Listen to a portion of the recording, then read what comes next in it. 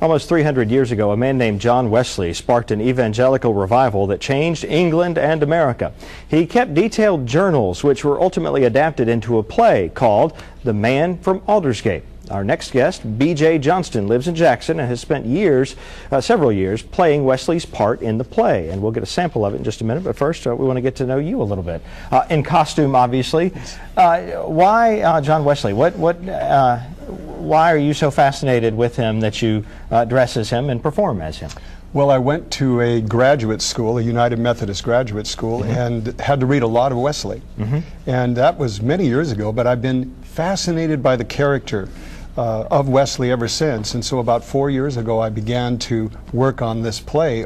All of the text is taken directly from the journals of John Wesley. And is it a one-man show? You're the whole thing? It is.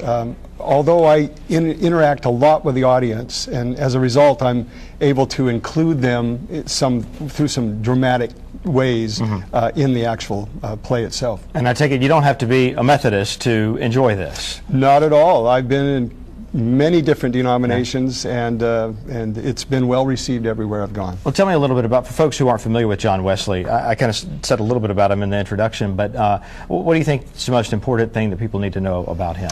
Well, one of his attributes is that he is credited with beginning the Methodist Church. But probably more important than that is he is credited with actually saving England from the bloody revolution that France had. Because he went out, left the church, and went out into the marketplace, into the coal mines, into the stores, and he began to share the gospel of Christ in a way that hadn't ever been done. And so he and Jonathan Edwards really began street preaching. And this is back in the 1700s? Right? 1700s, yes. Wow, okay. The show is called, the play is called The Man from Aldersgate, and you can find out more about it when the upcoming shows and things like that at that website, kareproductions.com, careproductions.com, for more on The Man from Aldersgate. You're going to do a little bit for us now. What are we going to hear? We're going to hear some of Wesley's understanding of money and how he handled money. Okay, here we go. B.J. Johnston as John Wesley. Now understand me.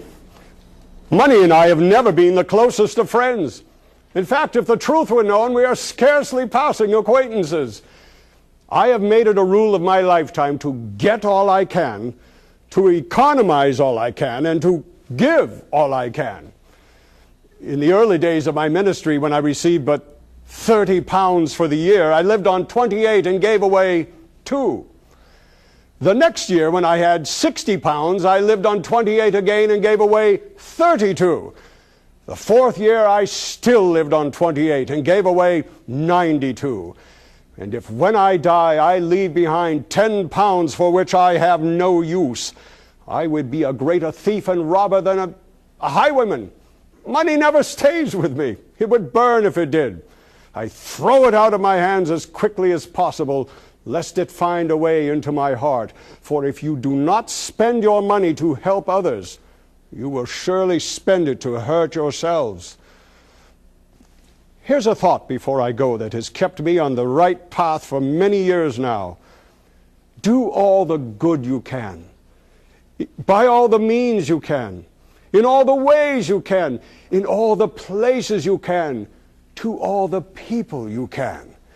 And then you'll see God in all things, and you'll do all for Him, and then you'll discover that all things are easy.